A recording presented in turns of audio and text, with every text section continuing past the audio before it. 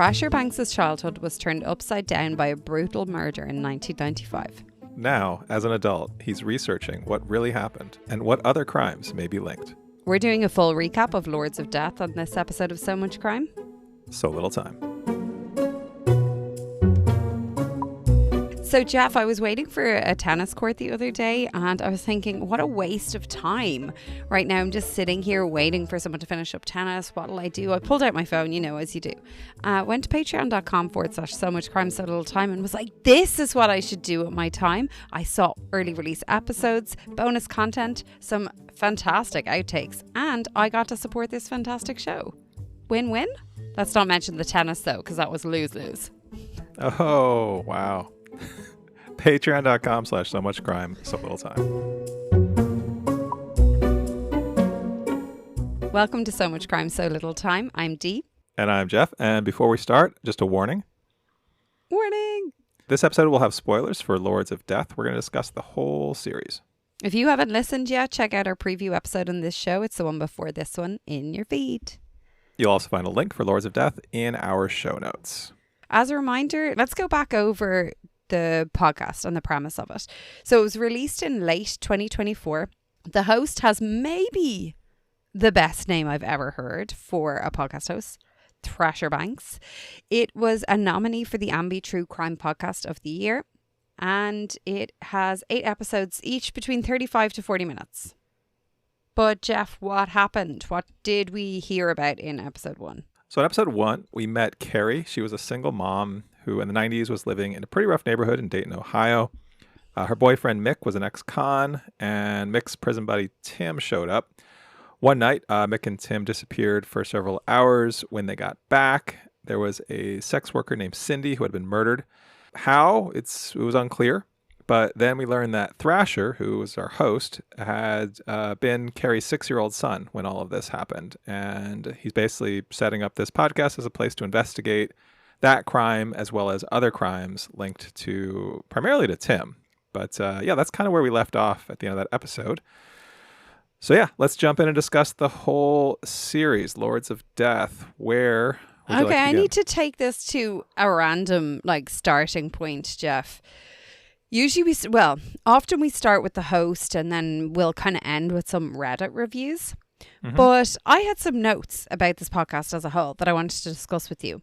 And then I went to find some Reddit reviews and was really shocked at some of the things I saw there. So I kind of want to start with the Reddit reviews, and I'm going to start actually with the host because I'm slamming anyone on Reddit. Someone posted on Reddit, has anyone listened? I need to talk about it. This is so interesting. And then updated their original post, basically saying this post was supposed to be about the subject matter of the podcast, not a forum to bash the host's voice.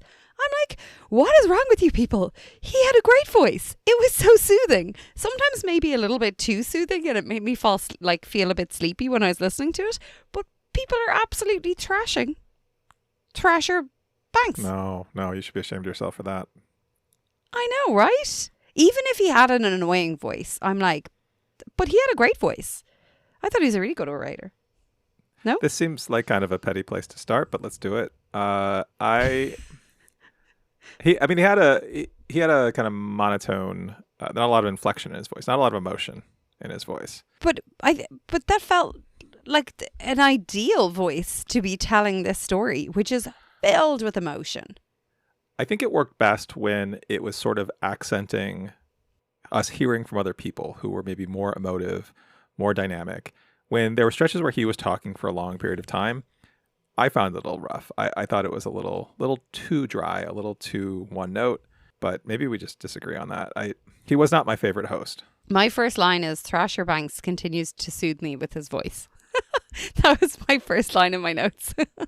Okay. All right. I thought it was great. But anyway, so petty. Everyone on Reddit who is just giving out about people, feck off. That's what I say. That's what I say, okay. Thrasher, and I hope that's what you're saying too. Okay, where to next? On the note of similar awful males, similar voices from awful males, there was a lot of that going on in episode kind of 4 or 5. Yeah, there was. Yeah, there were some real voices. They were There were some real voices in this podcast. Well, actually, before we get to that, like, how well did you keep track of who all these people were? I know I got lost a few times. Granted, I was traveling, and so if I put something in my ear to listen to when I'm traveling, and like obviously the soothing voice, like I couldn't help but like zone out and sometimes fall asleep to the sound of these horrendous murders. But it made it a little bit hard to like zone in and follow. Yeah, let me see if I understand what we basically listened to. So we talked about what happened in episode 1, and I'm not going to go through the whole thing, but just a couple of kind of high notes of what the plot was. So Thrasher's investigating this murder that happened. Cindy, who was a sex worker who was murdered when he was 6 years old. Then we pivot to this other couple, Homer and Leela Potts. Homer gets murdered. This is years before, like several years before, in the late 80s. And then Leela, who had been stabbed when Homer was murdered, then she gets murdered, like a year or two later? A little while later. Mm-hmm. We spent a lot of time talking about the Homer and Leela Potts murder. This does circle back to Tim, who was, so it was Tim and Mick involved in the murder we heard about in the first episode. We hear from other people, like we hear from Tim's brother. That's one of the voices that we're talking about here, who has a real distinct voice. Then we pivot to this gun store robbery, Bob's gun store.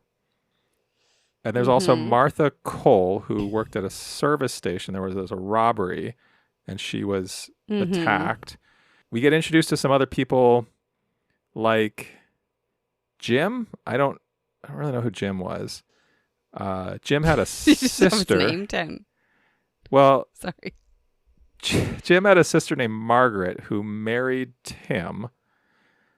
And then we kind of hear from various people about the Homer and Leela murders and what might have happened, whether Leela staged the first murders like to get the insurance money, but then it went bad. Like, we spent several episodes on the Homer and Leela murder before finally circling back in, I don't know, episode 7 to the trial for the Cindy murder, the thing where we started. And there's only 8 episodes. So did I have that right? I mean, does that sound basically like what we heard? It sounds in and around it. I did you listen? I think to this podcast? it was all that you did listen, right? From episode 3 to 6, I was just confused as to why we were focusing so heavily on Leela and Homer, and then these other tangents of things. And I feel like maybe I just didn't see it. Maybe the thread or the arc of the story, I kept thinking it was me. I didn't see it. Or it just didn't work for me. I'm just not sure. I really enjoyed episode 1, and I enjoyed episode 2. I found that really interesting. Like I was eating this podcast. I was it kept running through it. But between 3 and 6, I can't remember. Was it in midway through episode 5? I'm like, where's Cindy and where is Thrasher and where's Carrie in this whole story? Like, I felt lost in that. I think it was very clear that the host had done a lot of research and put a lot of time into it. But I felt maybe, do you know what I felt? I don't know. As you can tell, I'm getting there by just saying half sentences. You're feeling your I felt feelings. like I wanted to be slightly more spoon-fed. Mm-hmm. Like, if it was something like, because there was an episode talking about to Tim and his family, and there was an episode talking to Mick's family. So, but I'm like, why didn't we hear like, to understand to get an idea of like Mick and his upbringing or his life, we wanted to hear about his life from blah, blah, blah, blah. I felt like those scene setting pieces weren't there. Unless I was so soothed by his voice, I didn't hear them. Well, the Mick background episode was episode 6, where we heard about where he and his cousins murdered their abusive uncle Jack and then hid the body. Okay, that was wild. Yeah. And the fact that he took the fall for them all? Well, that's what we're told. So he says. We're told that he spent his summers with his cousins, and the cousins had this abusive stepdad who sounded just horrific. And they finally one day had enough and planned together. This was like a group plan, Mick and his cousins, to murder this guy. They did it. They hit the body. But then, of course, it came out. And Mick seemingly Mick comes across as a real stand-up guy despite committing potentially several murders. Right? I know. I was like, is that in the storytelling? Because it's not even just from Thrasher and his mum Carrie's point of view. Like, that is his cousin's point of view as well. Tim said he was a great guy. The only people that didn't think he was a great guy seemed to be the parole board. Let me ask you. Well, we should talk about that. But let me ask you. He might have been a very good worker. Who knows? Yeah. Thrasher, our host, was 6 years old when. I guess he was a little younger when Mick first came to life. He was roughly 6 years old when all this went on. He seemed to have a really strong impression. Like, Mick was sort of a father figure in his life. His mom, Thrasher's mom, Carrie, seems to also have really fond memories of Mick and feel really strongly that he's a good guy and all of that. How reliable are these narrators? I mean, I don't know. If your mind was going to do anything over the years, would they not put an evil spin on Mick as opposed to... Why? I mean, he was involved in murdering a girl. I don't know. I mean, Tim... even without whether he was guilty or not, the trauma that the family went through, the trauma that Carrie went through, and Thrasher, obviously. But I feel like Mick was sort of in the position to be protecting them from that. Yes, I mean, if you step back from it, though, Mick was involved with this. Mick was the reason that Tim was in their lives. Mick was... definitely at the center of all this, but I feel like they see him as more the hero than the villain. Tim is the villain, as presented here, and maybe in real life. I don't know.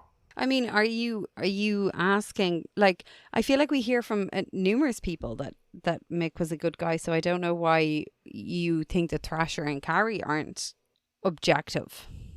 We've done different types of stories. Sometimes we talk about stories where we've talked about other stories where the narrator is very close to the subject. Like, I think of The Clearing a lot, where it was the daughter of the serial killer, and she didn't really have objectivity. I don't think she claimed to have objectivity. I think she was talking about her dad. Oh no, yeah, she was like, he's still my dad, even though. And I feel like this is pretty similar to that. Thrasher, he has maintained this relationship with this guy over the years while he's been in prison, and he may be a really good guy. The evidence we have supports him being a really good guy who's been in a really terrible situation at several points in his life, and now he spent the last 30 or whatever years in prison. But they're not objective narrators. They're too personally tied to this story. I get what you're saying. You're not incorrect, but what kind of... did that have a negative impact to the podcast? Did it have a positive impact? Are you just saying this could have been told differently, which is basically the same as every podcast, every story ever known? I guess that's what I'm saying. Yeah. But I think the end of this podcast, we hear Thrasher and Carrie, his mom, kind of reflecting on what this story was, how they're going to end this story, what it all sort of meant. And at that point, we finally hear more about Cindy. Not much, but Carrie starts talking about how she feels guilt about what happened to Cindy. I think when we talked about this in our preview episode, you said something to the effect of, I hope we get more about the victim. I hope we learn more about who she was. And this really seemed to be more a story about Thrasher, his mom, and Mick, and Tim. Absolutely. I will say, so my notes from just listening to the podcast were basically what's the story with the lack of Cindy in this podcast? Is it that the focus is on Thrasher and his mom more than Cindy? Cindy. And also was the kind of parts that we were hearing in that last episode, particularly with his mom, I was like, this is really emotional. But whoa, what about, we haven't heard about her. But, and I was a bit critical.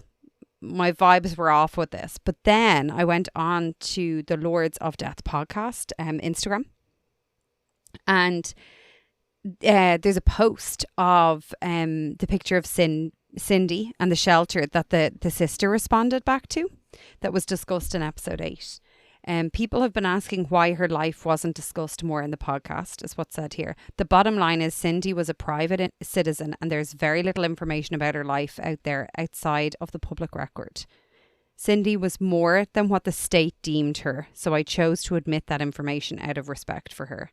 I wanted to interview her family, but they respectfully declined. Without a first-hand source to talk about who she was, I felt the best move was not to speak about her. About who she was, I felt the best move was not to speak for her or her family. Okay, so that's helpful. I presumed that, I actually have that in my notes, that I presumed that was the case, but that was never said in the podcast. Agree. I think that's a bit of a miss. Yeah.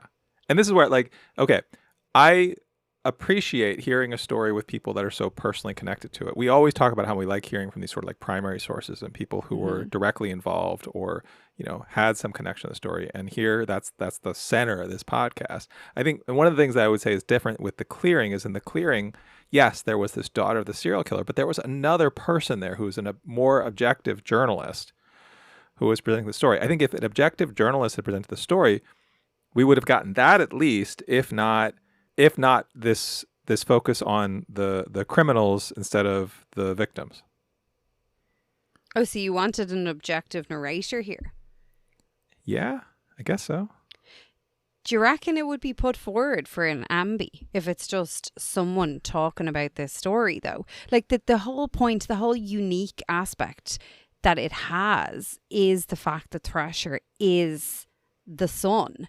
And yes, I totally agree. You're not wrong. This story could be told differently. Maybe could be told slightly better or like more aligned to what you or I think is like a better format for a podcast. But the whole point here is that there is emotion from Thrasher and his mom because they are so close to it. And Jesus, they're so vulnerable and they are so raw.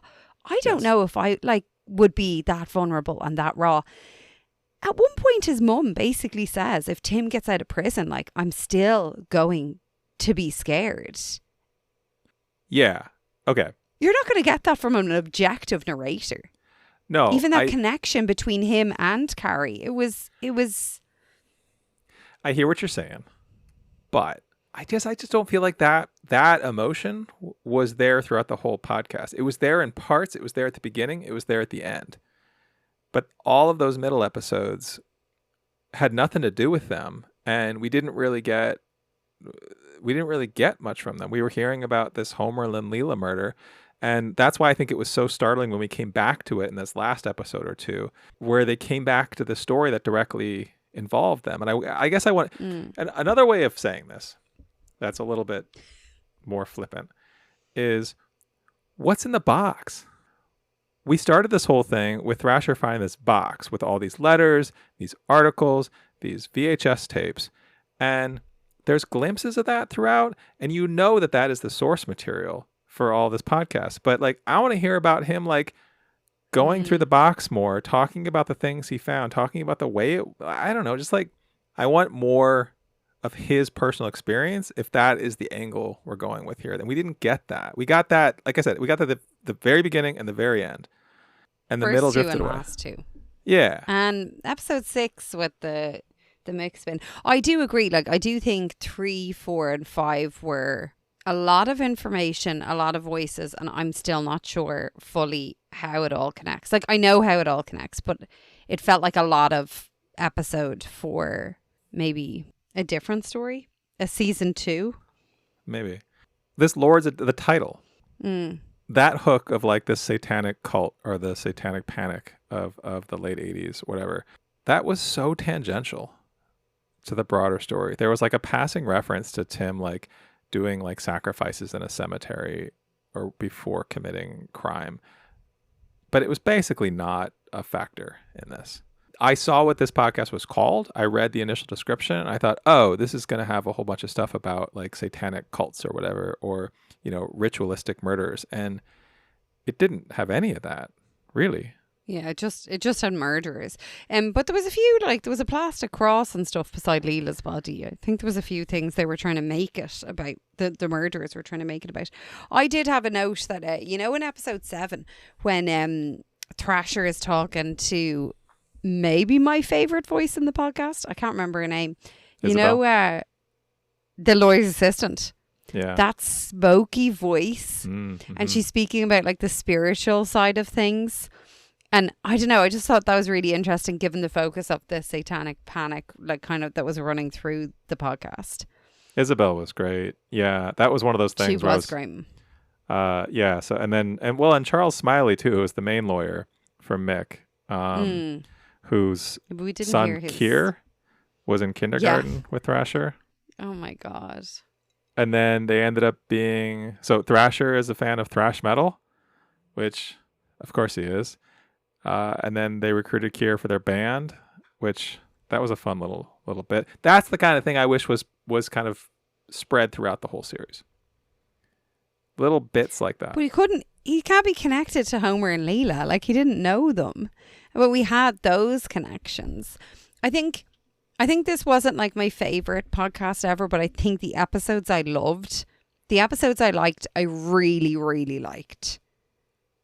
Yeah, I agree with that. And there were a handful of episodes I really found compelling. I thought that episode 7 was super compelling. One note though, so that episode 7 is called Runaway Train. How'd you feel about the names of these episodes?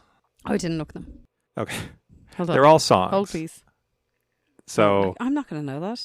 Yeah, Runaway Train, Soul Asylum song. There's Psycho Killer, Talking Head song, Breaking the Law, Downward Spiral, 9 Inch Nails.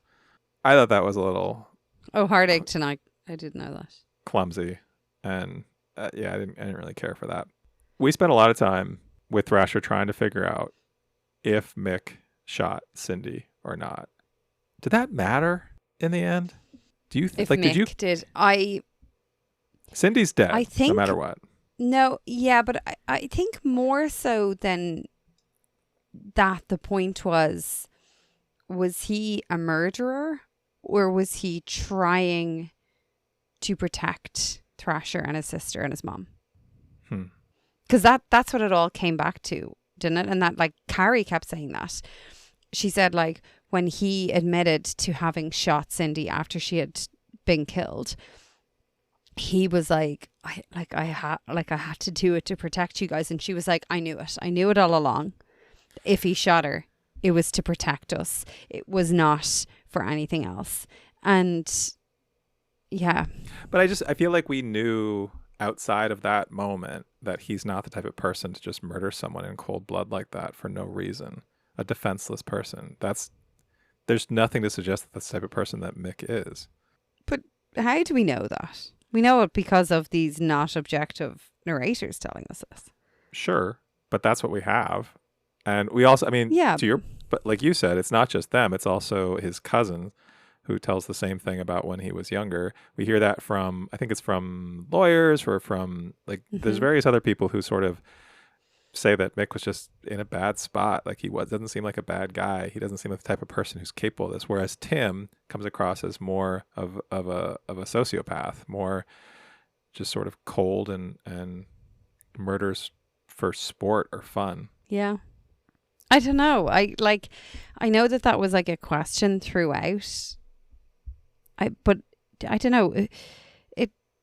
To me, it didn't feel that important.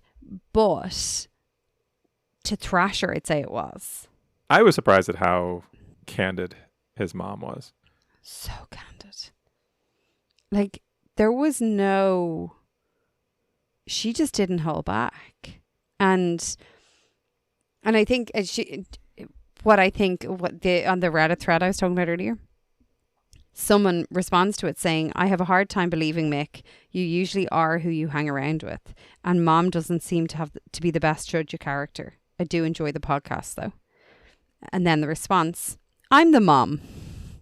Your opinion of me, based on the me from 30 years ago, is unfair. But your opinion of me also doesn't matter. I know who I am. My family know who I am. My kids know who I am. That's all that matters. We do appreciate you listening, though. And then she just goes on to say, my son worked on this for many years. Good for her. That's like those TripAdvisor reviews where the restaurant writes back. And I know, I love it. Calls them on their bullshit. And like a lot of people are saying back to her, which I think is fair. Like, it's okay to like be bad decisions, be a bad judge of character. And as she said at one point, there was no internet. I couldn't just Google this shit. Like, I just taking the person in front of me. That comment is so reductive that you are who you hang around with. You hang around with the people who are around you. Yeah. Maybe not everyone on Reddit is correct. It turns out that you've been right twice on this podcast. In all 98 episodes, I mean, not just today. Wait, what was the other time? When you said that this story could have been told differently. It could have, yeah. Yeah, all right. You're right there. All right, I think those are all my questions. Are you going to recommend? I have my criticisms of this podcast. This was not my favorite podcast that we've listened to. Mm-hmm. And I think I did come back around on it in those last 3 episodes.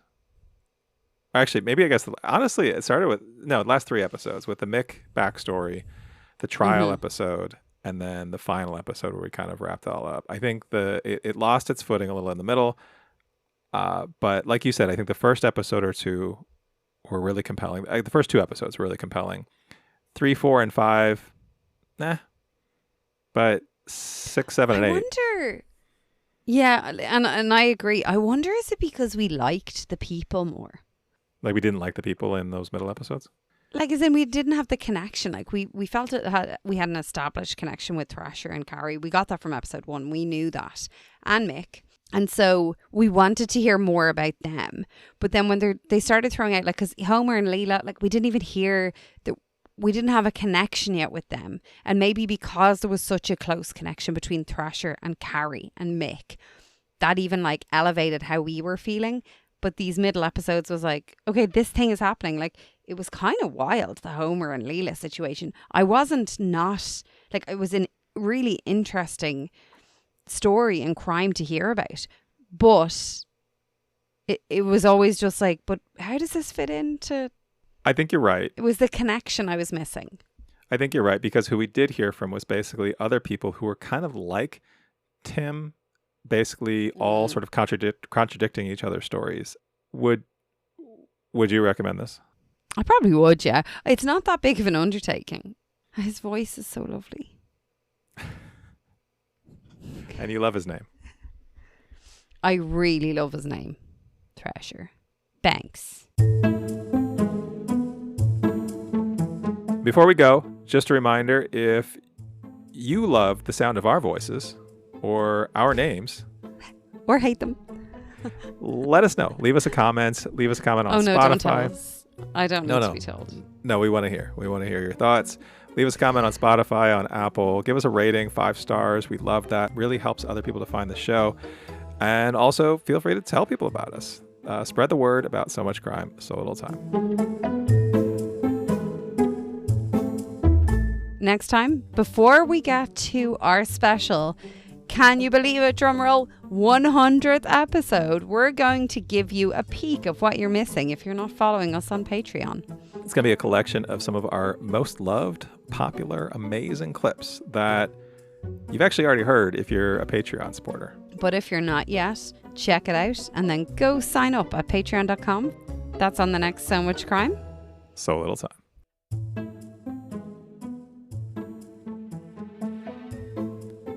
So Much Crime, So Little Time is a production of Mind Glove Media. The executive producer is Paxton Caloriso. Our associate producer is Blythe Ty. Our theme music was composed by Vyacheslav Starostin. If you haven't done it yet, please subscribe to this show on your podcast app. And don't forget to give us a 5-star rating and a review. Even better, tell your friends. To join the discussion, look for us on social media. Check out the show notes for all the links. Thanks for listening.